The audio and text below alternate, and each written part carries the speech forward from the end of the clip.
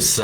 Eh bien oui, vous avez bien noté le rendez-vous, Facebook Live, l'Afterlap, avec votre serviteur LFB, je suis là, voilà, c'est du direct, je ne cache rien, je suis en train de cliquer sur des trucs qui apparaissent.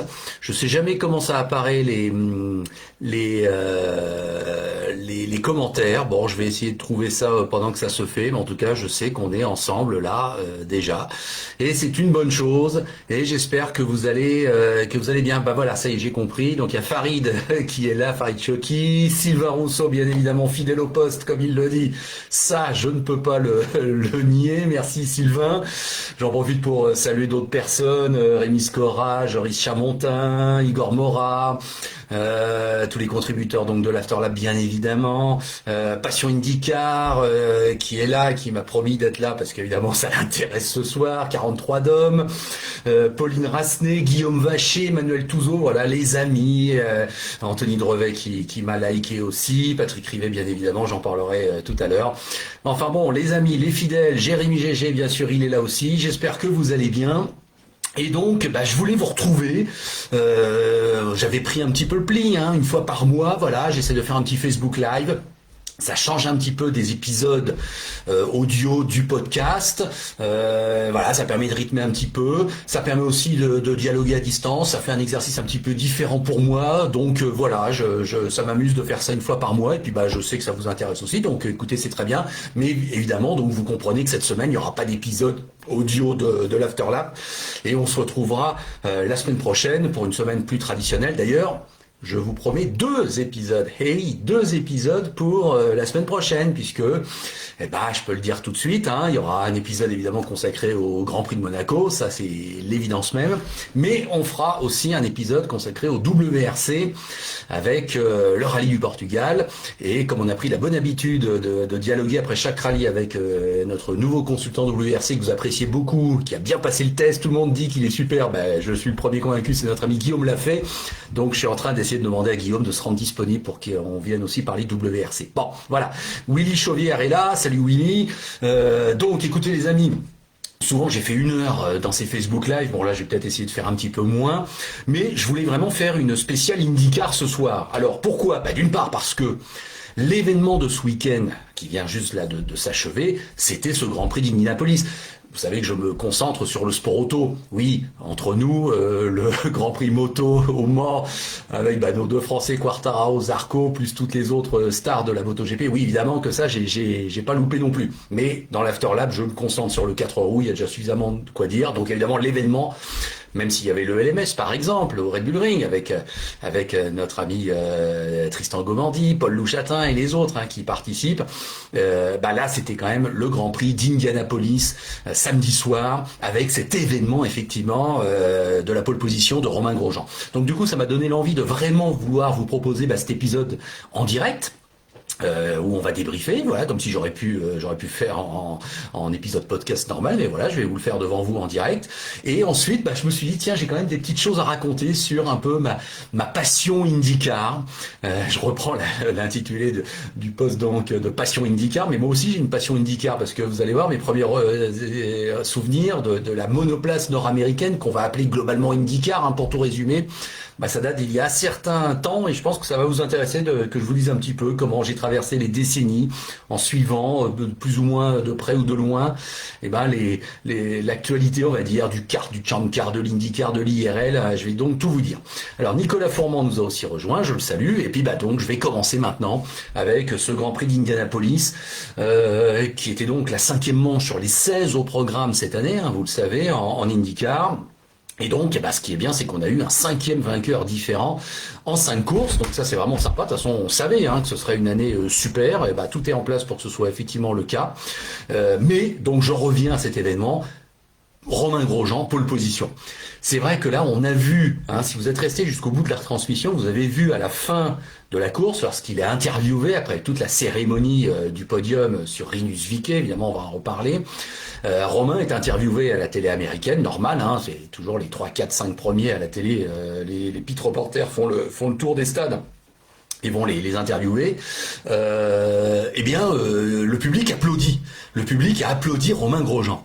Alors ça fait vraiment chaud au cœur, et ça veut effectivement dire que le public américain l'a adopté. Pourquoi? Moi je vous le dis, hein, c'est toujours la même histoire côté États-Unis par rapport au storytelling, comme on dit, au scénario, au contexte. Il y a une histoire avec Romain, et il y a une histoire de rédemption en quelque sorte. Il a vécu l'enfer, il a failli mourir, faut bien le dire, les choses comme elles le sont en direct devant le monde entier à la télévision à Bahreïn. Il s'en est sorti, mais il a fait évidemment peur à tout le monde, et on ne peut qu'avoir été touché, nous aussi, par ce qui lui est arrivé. Et c'est évident que là, donc, il y a une sorte de renaissance, de volonté de vivre toujours, de repartir sur un défi sportif. Et là, les Américains, mais ça c'est typique américain et c'est très bien, les Américains, ils sont très sensibles. Donc ça fait vraiment chaud au cœur de voir que Romain est devenu une petite idole, on va dire, aux États-Unis, où les gens sont naturellement pour lui, en quelque sorte, parce que son histoire, elle est belle et qu'elle sort de l'ordinaire. Donc là, je crois qu'effectivement, pour Romain, c'était super, et ça a dû lui faire super chaud au cœur. Au niveau sportif maintenant, on sera tous d'accord. La pole position pour sa troisième course seulement dans la discipline. Mené, alors j'ai mon petit résultat, là, je regarde en même temps, où il a mené 44 tours. Il a fait mieux que le futur vainqueur. Et il finit 2 au final. C'est une super performance, franchement.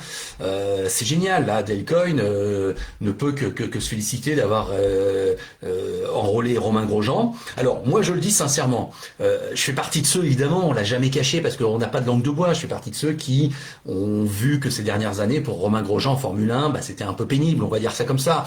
Que ça galérait, que parfois il y a eu des petites erreurs de pilotage en course, qu'effectivement les résultats étaient pas là. Bon, il fallait rebondir. Alors je sais pas, on saura jamais si c'est à cause de l'accident que vraiment il rebondit ou si ça se serait fait même sans l'accident. Le fait est que là, il a trouvé aux États-Unis un moyen d'expression formidable. Et moi, je fais partie de ces gens qui ont toujours pensé que les courses aux États-Unis, c'est pas facile du tout, hein. On n'arrive pas là pour gagner et battre tout le monde, même si c'est déjà arrivé. Là aussi, j'en reparlerai.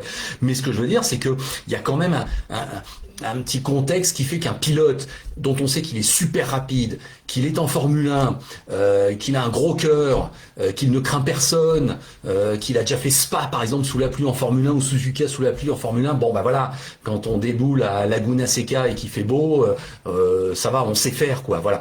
Donc des pilotes à l'époque comme Jean Alesi, mais c'est évident que Jean aurait éclaté aussi aux États-Unis, et Romain Grosjean, moi, je pense qu'effectivement c'était évident qu'il allait avoir des arguments parce qu'il est super rapide, on le sait, parce qu'il a quand même un sacré tempérament, et puis parce que quelque part l'adaptation, l'ambiance, le contexte, la bienveillance autour de lui fait qu'on n'est pas effectivement dans une Formule 1 où souvent soit il y a de la politique, soit il y a des relations d'enfer terriblement difficiles, délicates à gérer, et là Romain était arrivé un peu au bout de son parcours, donc il fallait qu'il rebondisse, et là à ce moment-là le cercle il est vertueux parce qu'il y a la motivation, il y a l'enthousiasme, il y a le bonheur, et en plus honnêtement il n'a pas vraiment la pression.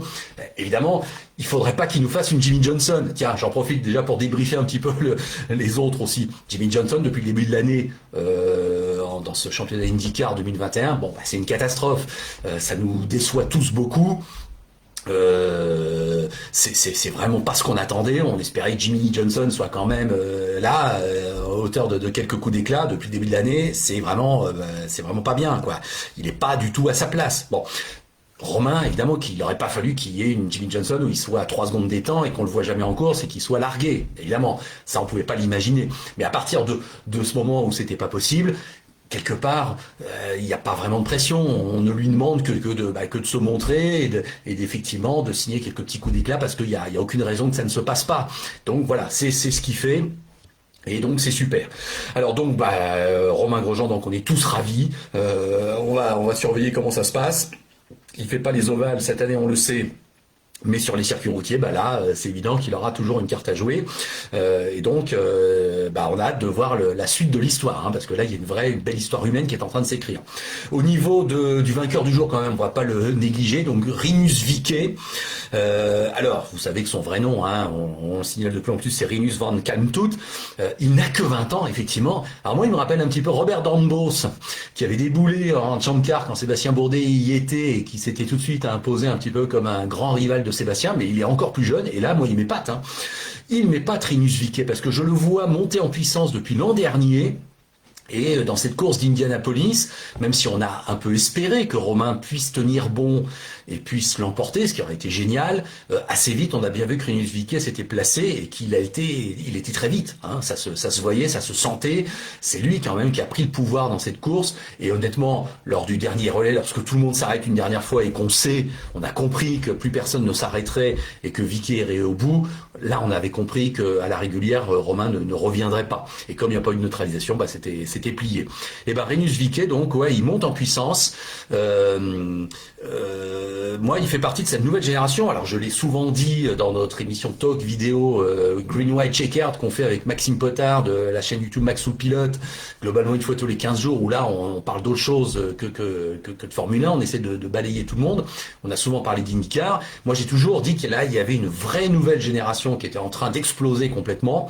Alors, les noms, histoire d'être sûr, il y a Colton Herta, oui, ça c'est sûr, mais qui est déjà installé, on va dire, depuis 2 ans. Mais Colton Herta, c'est la tête d'affiche un petit peu de cette nouvelle génération. Mais instantanément, il y a 3 noms qui nous viennent à l'esprit. C'est Rinus VeeKay, et oui, faut l'inclure maintenant, il n'y a pas hésité. C'est Patricio Howard, c'est évident, et c'est Alex Palou, excusez-moi, évidemment, Alex Palou qui est en train effectivement de s'installer chez Chip Ganassi. Et qui monte de super choses, hein. Un peu en dents de scie depuis le début de l'année, mais voilà, moi je dis que Herta, Howard, Palou, VeeKay, c'est la relève, et là ces gamins, ils vont faire très très fort, très très fort. Moi, par un petit peu, comment dirais-je, cote d'amour personnel, j'ai envie de rajouter Scott McLaughlin, bien évidemment. Vous savez que je suis un fondu et un grand spécialiste du supercar australien. Bon voilà, le triple champion de la discipline qui arrive aux États-Unis. Certes, il n'a pas 20 ans, mais enfin il est encore jeune et il est surtout rookie. Donc McLaughlin, là, je le sens aussi qu'il monte bien en puissance. Donc évidemment, ça me plairait beaucoup qu'il ait un rôle à jouer dans les courses et dans l'année à venir. Et déjà, il a de super résultats. Donc voilà. Alors c'est vrai qu'en intermédiaire, maintenant, on trouve des pilotes comme Joseph Newgarden, comme Simon Pagenaud, comme Alex Rossi, comme Graham Rahal. Vous voyez, tous ces pilotes, maintenant, ce sont des pilotes qui se retrouvent un petit peu entre la nouvelle génération, mais qui sont pas encore des vétérans. Comme Johnson, comme Hunter Ray, comme voilà, Montoya était au départ ce week-end, incroyable. Vous l'avez vu? Moi non. Bon, il a été inexistant, transparent. Là, des fois, c'est vrai qu'on s'interroge un petit peu sur les comebacks des grands noms. Mais enfin, Montoya, on va en parler tout à l'heure, c'est quand même une légende. Même Will Power, hein, cette année, on le sent un petit peu. On le sent un petit peu en délicatesse. Donc chez Penske, Newgarden tient bien la baraque, c'est évident. Simon capitalise pas mal. Bon, évidemment, on aurait aimé qu'il gagne, on aurait aimé que ce soit un petit peu plus régulier pour Simon, mais évidemment, il est quand même là. McLaughlin, on lui demande que de progresser et il a déjà signé de très très belles performances, donc là, je pense que c'est bien parti. En revanche, effectivement, Will Power m'inquiète un peu. Ça semble un petit peu là inconstant. Hein. Il y a toujours une belle pointe de vitesse, mais il n'arrive pas à mettre tout bout à bout là, et ça, c'est pas que depuis le début de l'année. Hein. Déjà depuis l'an dernier, on avait eu quelques éléments qui nous inquiétaient un petit peu. Et tout ça pour dire que, à la différence justement de ces noms où je vois des pilotes un petit peu en difficulté, symbolisés par Will Power, écoutez, faut encore une fois dire que Scott Dixon, évidemment, Scott Dixon est incroyable, toujours là, 6 fois champion, vous le savez, 40 ans, il a cette capacité incroyable d'aller chercher le meilleur résultat possible. Quand on comprend qu'il n'est pas en mesure de gagner, il est quand même dans le top 10, quoi. Et il est toujours là. Et dès qu'il y a la possibilité de gagner, il gagne. Alors moi, c'est comme Hamilton. C'est pas une idole. Voilà. Non, c'est pas. J'ai pas un coup de cœur. Enfin, je l'aime beaucoup, je le respecte. Mais à chaque course, je vibre pas spécialement pour Scott Dixon ou pour Lewis Hamilton. On le sait. Mais les gars, ils comprennent tout. Ils savent tout maîtriser.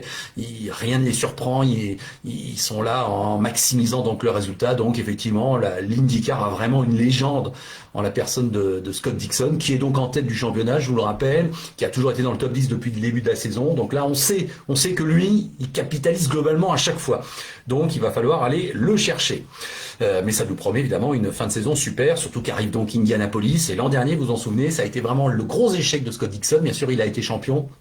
Mais sa défaite à Indianapolis face à un Takuma Sato qui l'avait un petit peu mystifié, à mon avis, ça lui est resté en travers de la gorge. Donc je suis assez curieux de voir comment ça va se débrouiller pour Dixon là, à Indianapolis dans 15 jours. Alors un mot évidemment pour conclure un petit peu cette saison 2021 de l'IndyCar, un mot sur nos Frenchies. Bon, Romain Grosjean, on en a parlé, il a tout à gagner, il le fait bien, il a le sourire, il est épanoui, ça se sent. Donc voilà, tout est en place pour qu'il nous fasse une saison où il s'éclate, hein. On va dire ça comme ça. Et tout est à peu près super bien en place. Pour Simon Pagenaud et Sébastien Bourdet, qu'est-ce qu'on peut dire? Simon Pagenaud, j'en ai déjà un petit peu parlé. Globalement solide, globalement là. Mais c'est vrai que depuis 2 ans, on a le sentiment qu'à part évidemment sa victoire à Indianapolis, où l'an dernier il avait réussi à gagner une course, bon, c'est un petit peu plus difficile. Alors je pense qu'honnêtement, évidemment, ça ne remet rien en cause. Ça souligne, ça ne remet rien en cause par rapport à son talent et à sa place chez Penske, c'est ce que je veux dire. Mais ça souligne qu'effectivement le niveau de l'IndyCar là a quand même monté depuis quelques temps et que quand arrivent des Palou, des Howard, des Herta, des Viquet, des McLaughlin, eh bien oui, c'est pas facile et il faut s'accrocher. Donc Simon en ce moment réussit à signer de belles performances dans le top 10. On n'a pas le sentiment quand même au départ des courses là récemment qu'il avait la voiture pour gagner ou qu'il allait gagner.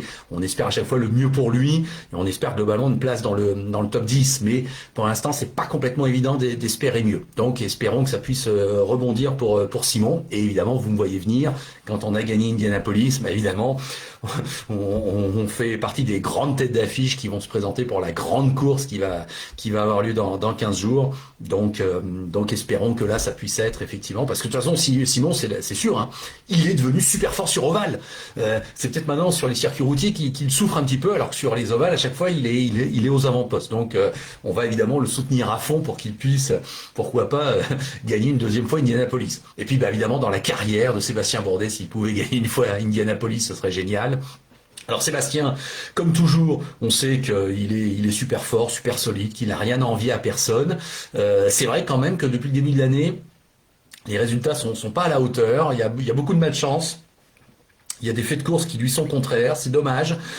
On sait qu'il est dans une équipe qui certes est prestigieuse, les J-Foyt, mais qui est quand même petite et qui n'a pas des moyens illimités. Donc l'important, je crois, pour lui, c'est d'être installé, d'être le chef de file de cette équipe. C'est évident que sur 16 courses dans l'année, 16 week-ends, ça va payer, et je serais même pas étonné comme chaque année qu'il arrive à nous en faire une. Mais bon, c'est vrai que là, j'aimerais bien qu'il puisse obtenir un vrai super résultat, parce qu'évidemment, il le mérite, parce que c'est notre Sébastien Bourdet national. Mais c'est vrai que là, il y a des petits coups de malchance qui lui sont tombés dessus, et j'espère vraiment qu'il va pouvoir rebondir. Bon, écoutez, voilà, je continue de surveiller un petit peu les messages. Donc effectivement, Johnson, vous êtes beaucoup à vous interroger un petit peu sur lui, mais bon, à Indianapolis on le verra pas. Donc on va surveiller, mais là c'est vrai que c'est quand même un petit peu indigne de lui pour conclure sur le sujet, même si évidemment nous respectons ce qu'il est et ce qu'il représente. Alors si vous le voulez bien, je voudrais en arriver à la deuxième partie maintenant de ce Facebook Live, où je voudrais vous raconter un petit peu mes souvenirs, mes émotions, mes anecdotes, mes avis sur un peu le passé de l'IndyCar. Alors, vous savez que l'IndyCar, c'est le nom global maintenant, mais que ce championnat de monoplace nord-américain a eu plusieurs noms dans son histoire, parfois compliquée. Et moi, la première fois que j'en ai entendu parler, c'est en 1978. Alors, ceci ne nous rajeunit pas, mais je vais vous dire pourquoi j'en ai entendu parler à ce moment-là.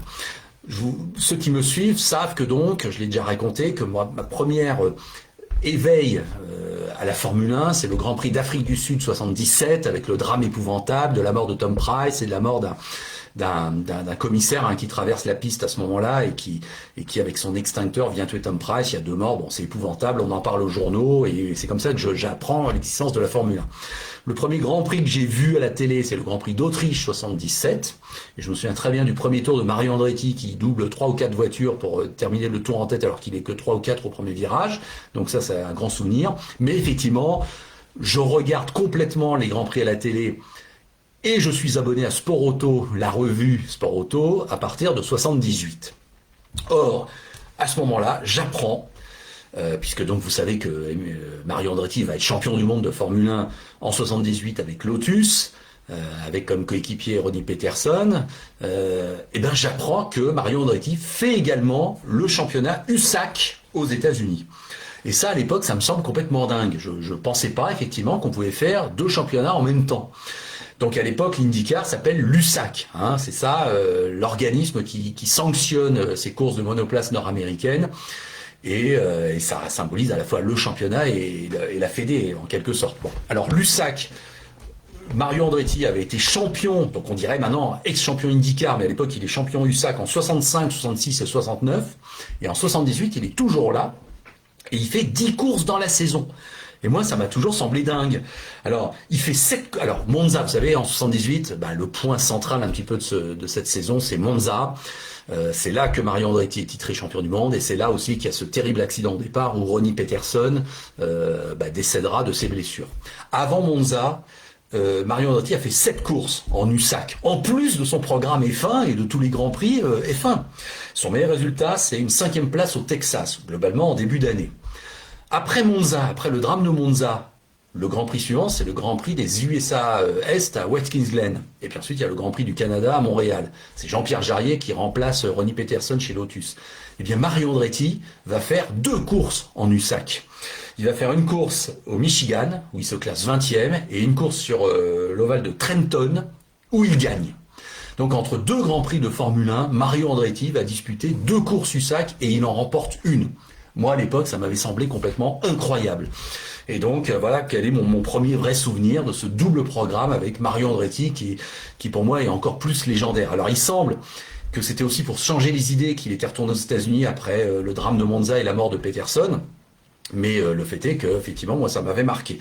Alors, sachez qu'après Montréal, le dernier Grand Prix de l'année, Mario Andretti fait une dernière course en USAC. C'est à Phoenix. Et il se classe 7e. Donc voilà, un double programme cette année-là qui fait qu'effectivement ça m'avait alerté. Et ce qui m'avait alerté aussi, c'est que Sport Auto avait pris position dans cette année 78 contre celui qui allait devenir champion. Je m'en souviens vraiment très bien de la teneur des articles, c'était un peu le scandale Tom Sneva. Tom Sneva est donc champion USAC en 1978, il est champion avec 0 victoire. Eh oui, donc une sorte de Scott Dixon avant l'heure, mais en plus sans victoire. Alors il y avait 18 courses cette année-là, il a fait 12 top 5, donc effectivement une régularité formidable, mais 0 victoire. Là où un pilote comme Danny Hongais, vous connaissez Danny Hongais, de nom, bon, termine 8e seulement du championnat, mais il a gagné 5 fois. Et ben non, voilà, il valait mieux être dans le top 5, gagner, puis avoir des résultats un petit peu moyens par ailleurs. Donc Tom Sneva, je me souviens, dans Sport Auto, ils ne le défendaient pas parce qu'ils n'aimaient pas le fait de gérer en quelque sorte sa saison et d'être champion sans victoire. Donc voilà, mes premiers souvenirs en IndyCar, c'est 78. Ensuite, je passe quand même 10 ans après, faut être honnête, parce qu'après je me suis focalisé sur la F1. Le premier Grand Prix où je me suis rendu, c'est le Belgique 79. Ensuite, c'est toute l'époque un peu Prost, les Français en Formule 1. Donc là, non, j'ai pas complètement suivi l'actualité aux États-Unis, mais la première fois que j'ai vu les 500 miles d'Indianapolis, c'était en 1989.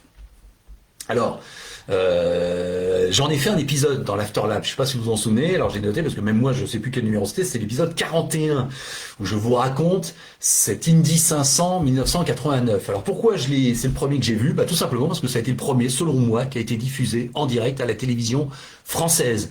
À l'époque, il y avait 2 chaînes de sport, il y avait Eurosport qui était déjà là et il y avait TV Sport. Je sais pas si ça vous dit quelque chose.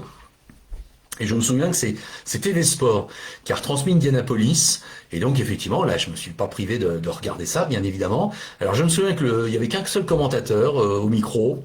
Je sais absolument plus qui c'était. Je me souviens qu'il était pas mal. Je me souviens par contre qu'il avait un gros défaut. Il faisait une erreur, le pauvre. Il disait le mot ovale au pluriel. Il disait les ovaux.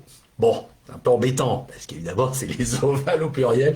Mais bon, les ovaux, ouais, c'était un peu curieux. Donc, c'était une faute de français qu'il a fait souvent. Mais bon, toujours est-il que voilà, la première fois que je peux voir Indianapolis à la télé française, 89, je peux vous dire, je m'en souviens encore, parce que je l'ai raconté dans l'épisode 41 de l'Afterlab. L'accident de Kevin Keoghan au 4e tour, ça avait glacé tout le monde. Et puis cette bataille finale entre Emerson Fittipaldi et Alonso Junior, ouais, quel souvenir fabuleux. Donc là, moi, ça m'avait vraiment marqué. Je vois que Guillaume Lafay, dont j'ai parlé tout à l'heure, est arrivé. Salut Guillaume. Et mon premier rallye, ah, oula, alors c'est une question périphérique. Le premier rallye, et le premier rallye que je vois en vrai, je me demande si, ouais, c'est le Grande-Bretagne, le RAC 94, avec le titre de Didier Auriol. Eh ouais, ça je raconterai ça aussi un jour dans un épisode de l'Afterlab parce que bon, oui, je peux dire que j'étais là pour le titre de Didier. Bon, mais ça c'est un autre sujet. Aujourd'hui, ce soir, c'est spécial IndyCar. Donc voilà, je vous ai raconté mes premiers souvenirs de l'USAC, on va dire ça comme ça, puis ensuite mes premiers souvenirs d'Indianapolis 500.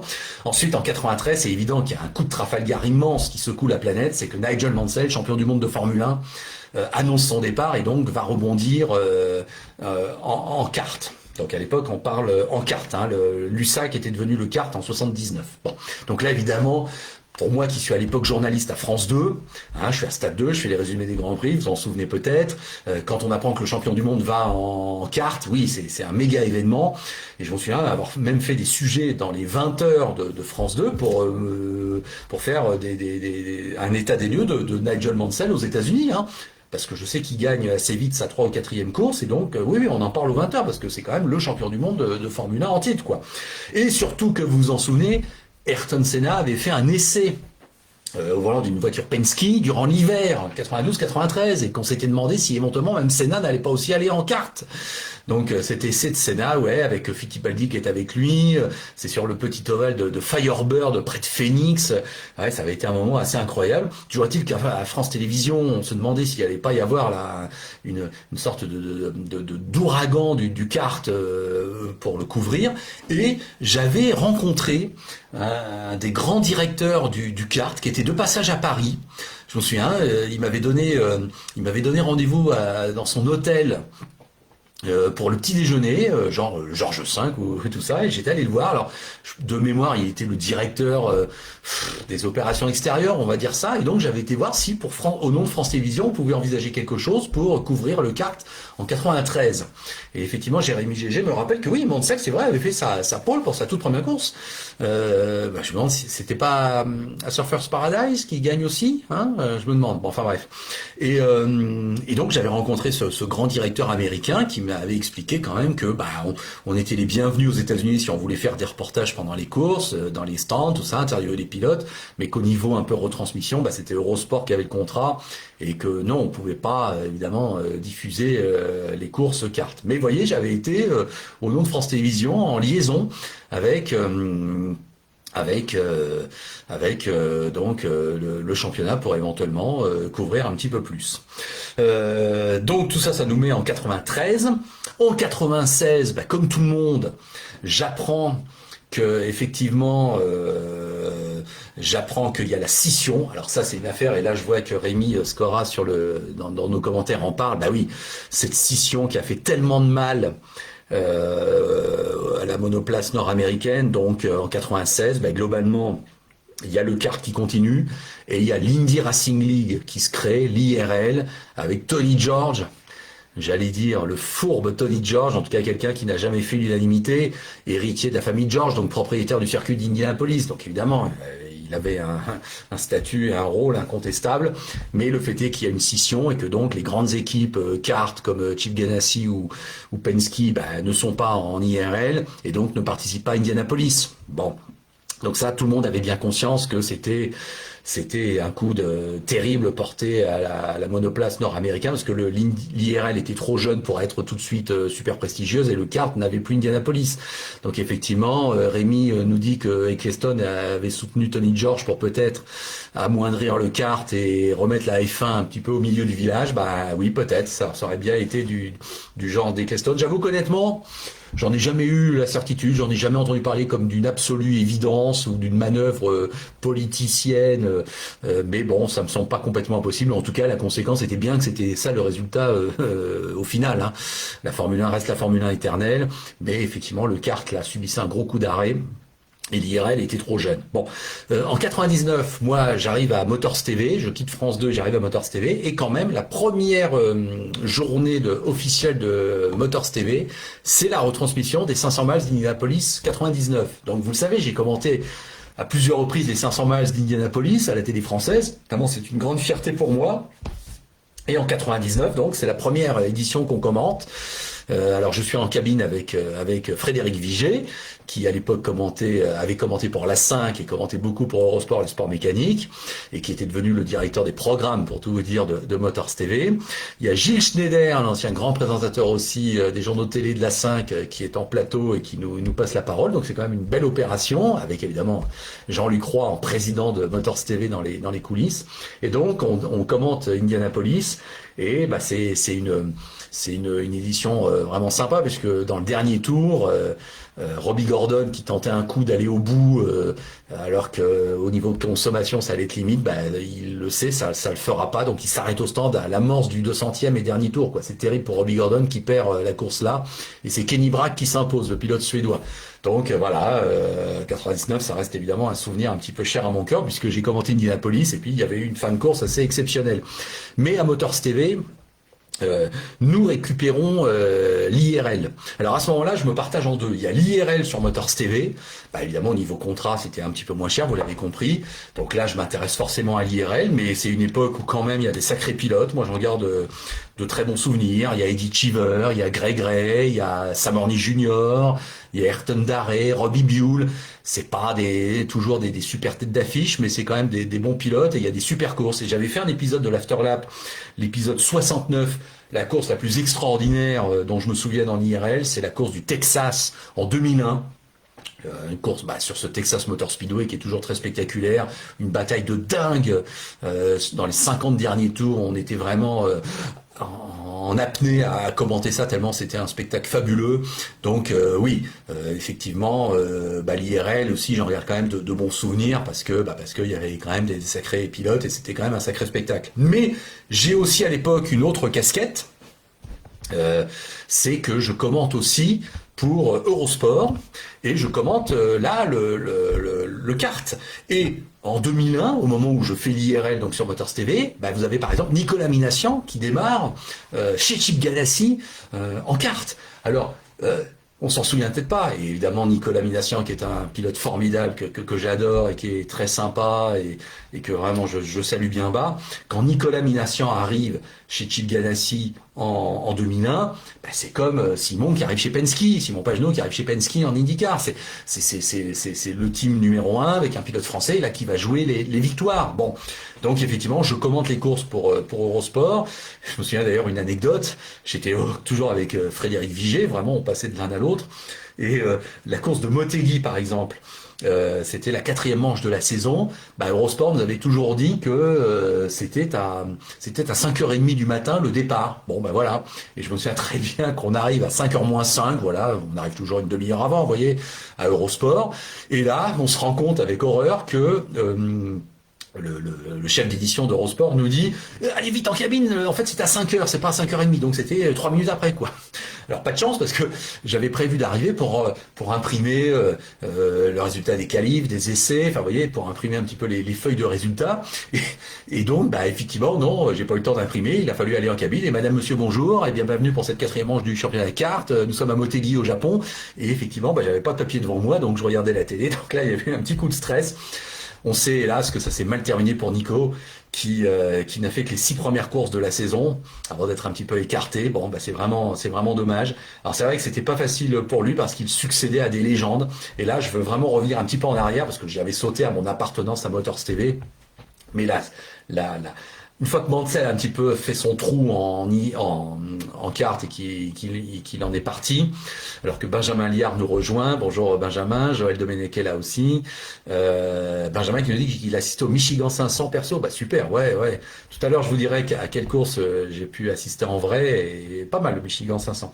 Enfin, tout ça pour vous dire que entre Mansell qui quitte le kart et par exemple l'arrivée de Minassian dont je viens de vous parler en 2001, ben, il y a quand même des années magiques où là, ma passion de l'IndyCar, du kart, a été vraiment exceptionnelle. Ben, c'est la période 97-2000 avec les deux loustiques que sont Alex Zanardi et Juan Pablo Montoya. Là, vraiment, j'ai été passionné par eux, parce que Zanardi qui arrive en kart, bah, c'est un pilote un peu obscur en F1. Qu'est-ce qu'on pourrait dire? Peut-être un George Russell, ouais, quand même, ou peut-être même un petit peu moins, vous voyez, et qui déboule aux États-Unis et qui bat tout le monde, qui met tout le monde d'accord. Et Zanardi à l'époque, c'était vraiment un style flamboyant, c'était génial. Moi, maintenant évidemment, on connaît Alex Zanardi pour sa situation de personne handicapée, ses titres en paralympique, c'est exceptionnel. Mais à l'époque, c'est un pilote fabuleux qui arrive aux États-Unis et qui met tout le monde d'accord. Alors il est chez Chip Ganassi, et par exemple, quand il va chercher Brian Herta à Laguna Seca en 96, par exemple, bon bah c'est un souvenir extraordinaire parce que c'est un peu limite. Si on est fan de Brian Herta, le père de Colton, qui à l'époque à Laguna Seca était imbattable. Ben, on se met à sa place, au corkscrew, Zanardi passe dans un trou de souris et le déloge de la première place. Mais effectivement, c'était un souvenir extraordinaire parce que Zanardi en piste, bah c'était flamboyant, il y avait un sens de l'attaque, et puis bah il gagnait quoi, il est devenu double champion. Donc c'était vraiment une histoire incroyable quoi. Qui aurait pu penser qu'un Italien allait mettre tout le monde d'accord aux États-Unis en kart chez Chip Ganassi quoi. Donc Alex Zanardi l'a fait. Et ensuite il est remplacé par Montoya qui globalement fait la même chose. Montoya qui gagne le kart et qui va à Indianapolis en 2000 quand les équipes kart commencent à revenir à Indianapolis et qui met tout le monde d'accord et qui remporte Indianapolis sans coup férir. Donc effectivement, là il y a eu quelques années magiques où moi je ne ratais aucune course. Et à l'époque, bah, c'était sur Eurosport, hein, et je crois que c'était Jean-Luc Roy qui commentait déjà, et Jean-Luc avait de la chance parce qu'il était sur place, hein, il allait sur place, ça c'est évidemment, maintenant on en rêverait, et je suppose que nos amis de Canal+ en rêveraient d'aller à toutes les courses aux États-Unis, mais à l'époque c'était le cas. Et donc voilà, moi j'ai vraiment un souvenir très particulier de cette époque Zanardi-Montoya chez Chip Ganassi. Vraiment dommage que Nicolas Minassian n'ait pas pu continuer sur la lancée, mais c'était vraiment des courses fabuleuses. Il y a une question là que me repose Guillaume sur Villeneuve. Alors Villeneuve, évidemment, je l'ai vu monter et il était en kart aussi parce qu'il est devenu champion, il a gagné Indianapolis. Mais déjà à l'époque, on savait que Jacques Villeneuve était tellement fait pour aller en Formule 1 que c'était la suite logique de l'histoire on avait conscience que son passage était un petit peu provisoire en quelque sorte en kart. On savait très bien qu'il n'allait pas faire une carrière à la Andretti ou façon les Andretti sur plusieurs décennies aux États-Unis, que sa place serait en Formule 1. Mais évidemment, il représentait là aussi un souffle nouveau, mais c'était moins flamboyant que Zanardi ou Montoya. Ça, je me permets de le dire.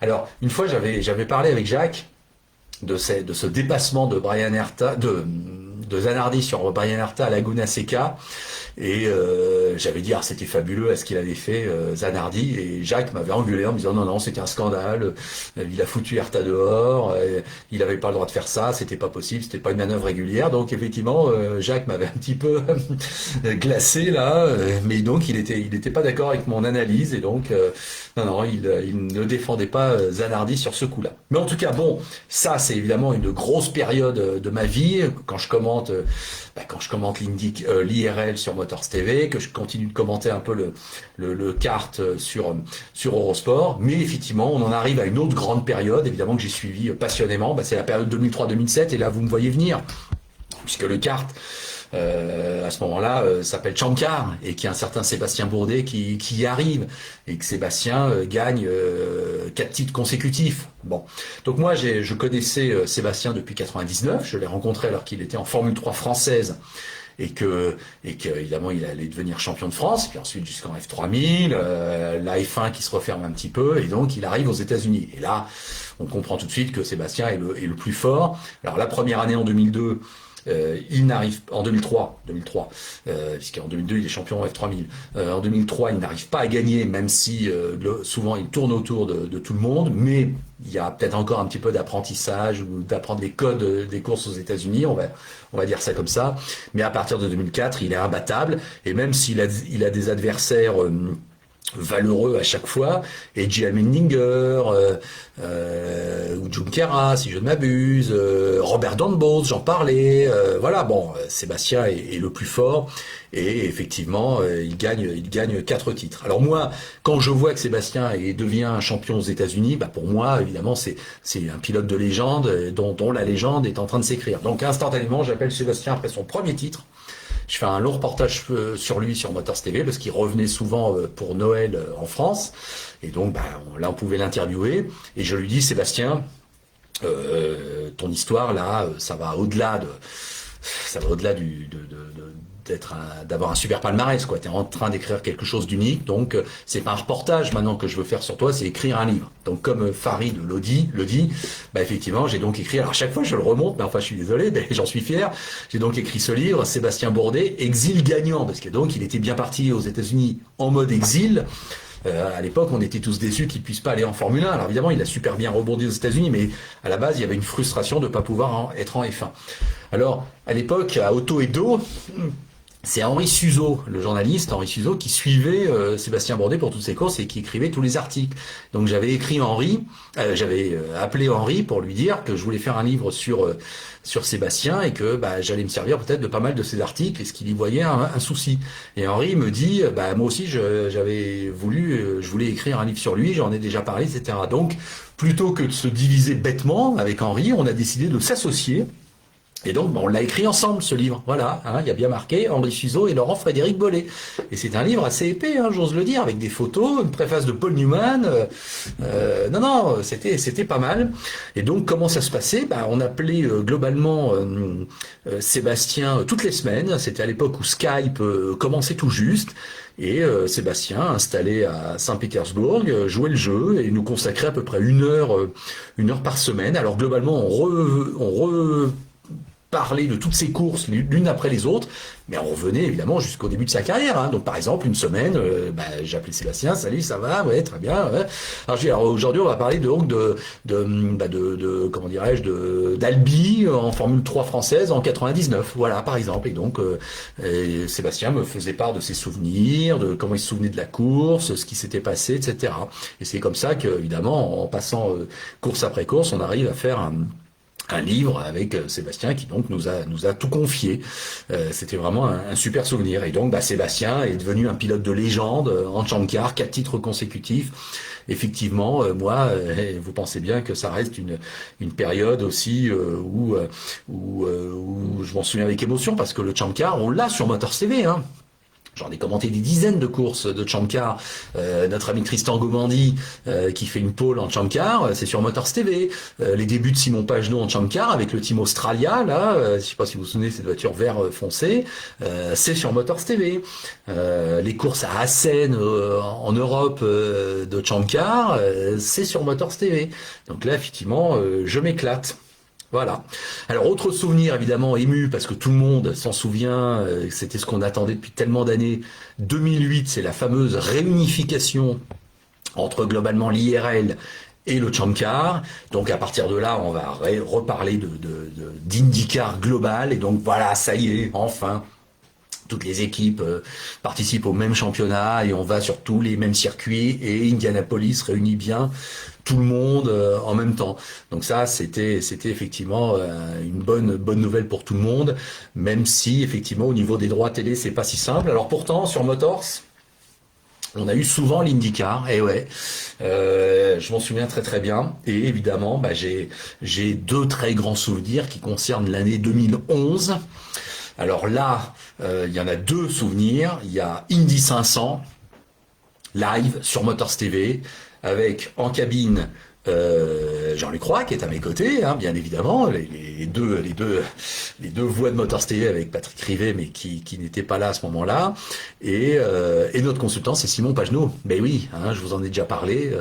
Forcément, mon plus beau souvenir peut-être de direct, c'est Indianapolis 500 parce que Simon est avec nous en cabine à Paris. Hein, il est pas sur place, il n'a pas pu trouver de volant. Et donc il nous commente la course en consultant, il est évidemment fabuleux. Et puis vous vous souvenez, c'est cette course incroyable où J.R. Hildebrand se plante au virage 4 dans le dernier tour d'Indianapolis et perd les 500 miles, et c'est Dan Wheldon qui le dépasse dans le dernier virage. Donc effectivement un souvenir sportif hallucinant, puisque perdre Indianapolis au dernier virage, moi je m'en souviens, Simon était vraiment troublé, déçu, enfin mortifié pour J.R. Hildebrand. Il nous a tout de suite dit ça doit être horrible, sous-entendu ça en remettra jamais quoi. Et en tant que pilote, et on sait que Simon est vraiment doué de sympathie, de bienveillance. Vous avez vu, il a fait un petit message sur Canal où il félicitait Romain Grosjean. C'est sincère. Simon, pour ça il est formidable, vraiment très sportif, très fair-play. Et donc là pour J.R. Hildebrand, il compatissait franchement et c'était sincère. Bon, d'ailleurs un peu dans le drame de cette fin de course, il était parti de la cabine en nous disant au revoir parce que voilà, je crois qu'il devait reprendre un train et il avait oublié ses lunettes. Voilà, pour tout vous dire, il avait des lunettes de soleil, il les avait oubliées. Donc je lui avais reposté 2 jours après. Mais effectivement. Et puis 2011, c'est à la fois le super bon souvenir d'avoir Simon à nos côtés dans la cabine pour commenter Indy, évidemment, ça se refuse pas. Et évidemment, c'est le souvenir horrible de cette dernière course de la saison qui est organisée à Las Vegas. Vous en souvenez, les amis? Cette course,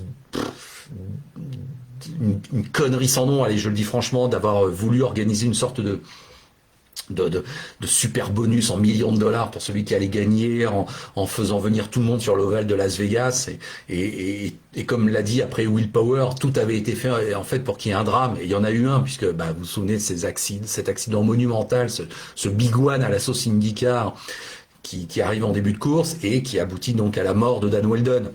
Donc évidemment, c'est un souvenir qui, avec Patrick Rivet, qui était avec moi en cabine, nous est chevillé au corps, parce que commenter en direct la mort d'un pilote, c'est horrible. C'était arrivé à Frédéric Vigier, dont je vous ai parlé, qui avait commenté en direct sur Eurosport la mort de Greg Moore à Fontana en 99, si je me souviens bien. Moi j'ai commenté donc la mort de Dan Wheldon quelques mois seulement après sa victoire à Indianapolis avec Patrick Rivet.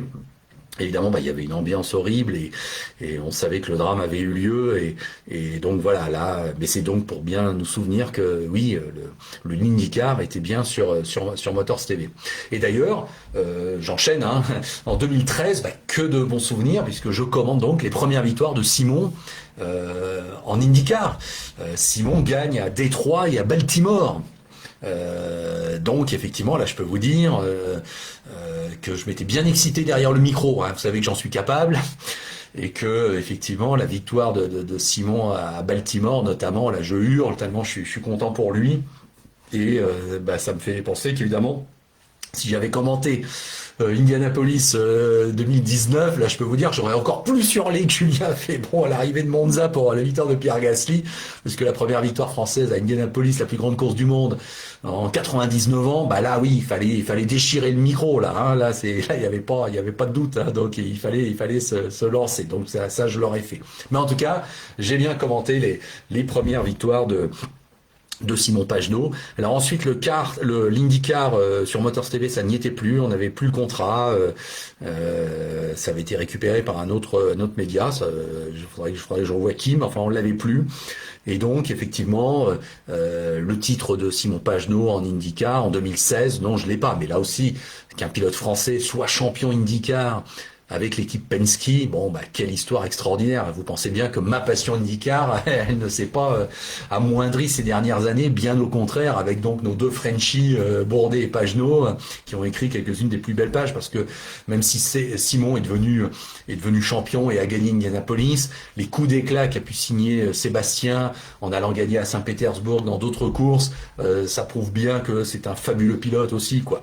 Donc effectivement là, c'est que du bonheur, avec nos deux pilotes.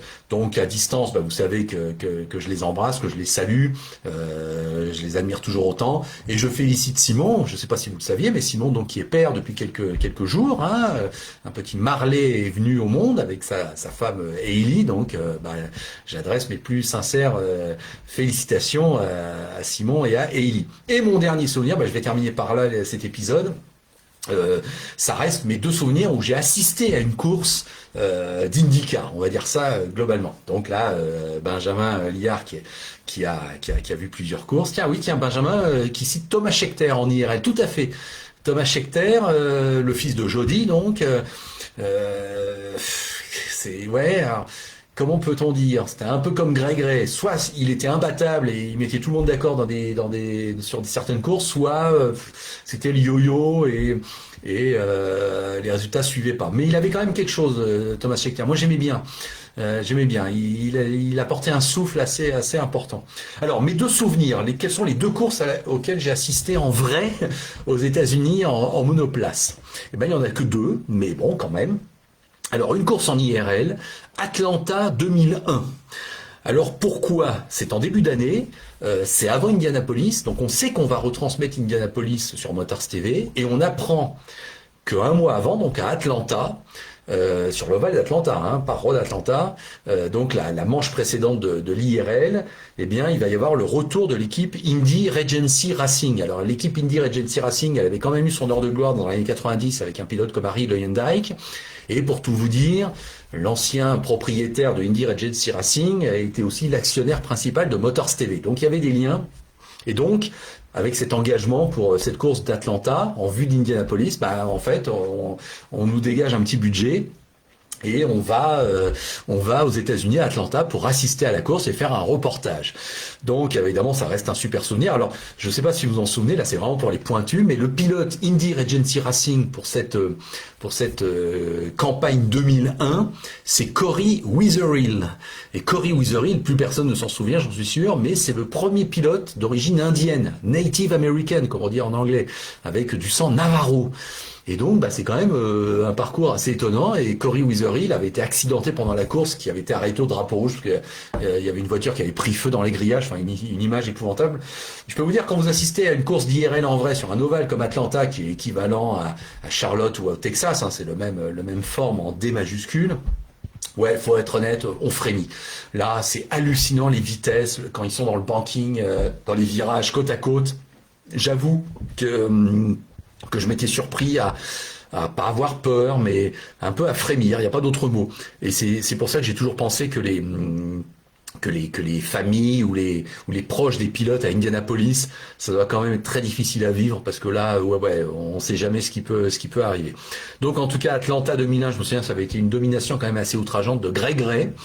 Et puis c'était une course nocturne, hein, c'était vraiment une atmosphère tout à fait particulière. Je regarde un super bon souvenir. Alors je me souviens qu'aussi c'était Franck Fréon qui était le spotter de Didier André. À l'époque, Didier André était en IRL.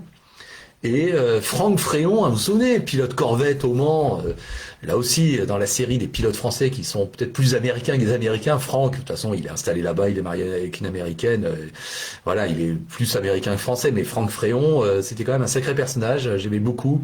Et il était le spotter donc de Didier André. Et une fois, il m'avait raconté qu'il avait eu quand même un petit peu d'inquiétude parce qu'il avait perdu de vue son pilote. Les spotters, vous savez, ils sont sur le toit des tribunes, puis ils disent inside, outside, et ils préviennent de ce qui se passe, et il me dit pendant 3 tours, je savais plus où était Didier, je l'avais perdu. Donc vous voyez, ça peut arriver aux spotters qui aient des angoisses comme ça, et bon, je sais pas si je devais raconter cette anecdote, mais bon, voilà, Franck me l'avait confié tout à fait sympathiquement, et ça reste une bonne nouvelle. Je me souviens aussi de Laurent Redon à l'époque, hein, qui était aux États-Unis, pilote français, et qui avait fait notamment, je crois, un podium à Fontana. Donc ouais, il y a quand même eu des pilotes français qui ont réussi à se mettre en évidence, et je les salue bien bas, évidemment. Ah bah pardon. Alors ma deuxième course à laquelle j'ai assisté en vrai en IndyCar, eh bien c'est Indianapolis. Voilà, j'y suis quand même allé une fois en 2016. Alors pourquoi en 2016? Bah vous en souvenez, hein, c'était la 100e édition. Et je m'étais dit que s'il fallait que j'y aille une fois, bah, ce serait dans cette 100e édition. Alors j'avais essayé de me faire accréditer. Alors j'ai été accrédité officiellement pour RMC. Hein. Vous savez qu'on avait l'émission Motors tous les dimanches que je présentais en alternance avec Jean-Luc Roy, consacré au sport mécanique. Donc oui, j'avais réussi à avoir une accréditation au nom d'RMC parce que à partir du moment où RMC savait que j'étais sur place, il m'avait dit oui, on te prendra au téléphone dans Motors et puis tu feras un petit papier sur la course, ok. Mais de là à me payer le voyage et à qu'un média français m'envoie là-bas, bah non, c'était pas possible. Donc bah c'est la passion avant tout et donc je me suis payé le voyage pour aller à Indianapolis. Donc je me suis pris le billet d'avion, je me suis réservé 5-6 nuits de motel parce que j'étais arrivé le jeudi et j'avais prévu de repartir le mardi au cas où il pleuvrait le dimanche, que la course soit reportée au lundi. Bon voilà. Et donc il y a qu'un truc que je payais pas, c'était évidemment mon billet puisque j'étais accrédité. Donc j'étais en salle de presse, j'étais côté paddock et côté stand. Simon Pagenaud m'avait dit que je pouvais rester avec lui éventuellement le plus possible. Il m'avait même dit que je pourrais aller dans la loge Penske, mais ça j'ai pas pu parce que c'était plein.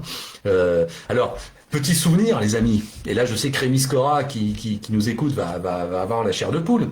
J'arrive le vendredi matin pour le Carburation Day, hein, le warm-up d'Indianapolis, le vendredi, donc j'arrive tôt, hein, évidemment, pour pas prendre de risques. J'ai récupéré mon accred depuis la veille, j'arrive sur le circuit tôt le vendredi matin, et je me gare sur le parking média. Ok, bon. Là, je sors de la voiture, et qu'est-ce que je vois juste à côté de moi qui se gare? Scott McLaughlin et Fabian Coulthard. Mais oui le supercars qui me rattrape. Alors pourquoi? C'est parce qu'ils étaient pilotes d'IGR Team Penske et que donc Penske avait un petit peu invité tout le monde pour assister à la 100e d'Indianapolis et notamment les pilotes américains, australiens. Donc Scott McLaughlin, puisque la dernière fois que j'avais été sur place en supercar c'était en 2008, donc non, il me connaissait pas, il était trop jeune. Par contre, Fabian Coulthard, oui, quand je me suis représenté, parce que j'ai sauté sur l'occasion, il m'a dit qu'il se souvenait de moi, bien sûr, donc c'était plutôt sympa, mais bon, assez étonnant donc de tomber quand même sur d'ailleurs un futur pilote IndyCar, Scott McLaughlin et Fabian Coulthard qui étaient là.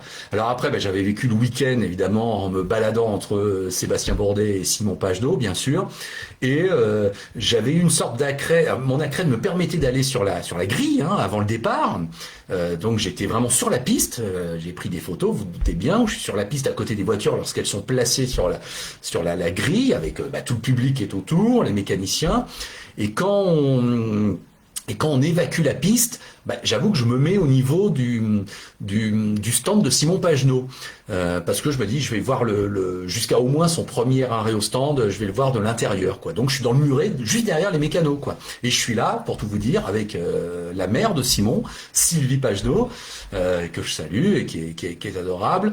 Et puis il y a même une petite délégation de l'ACO. Je me souviens avoir vu le président Fillon, d'autres personnes de l'ACO, et on est tous là. Cela étant, je suis resté pendant 3 heures.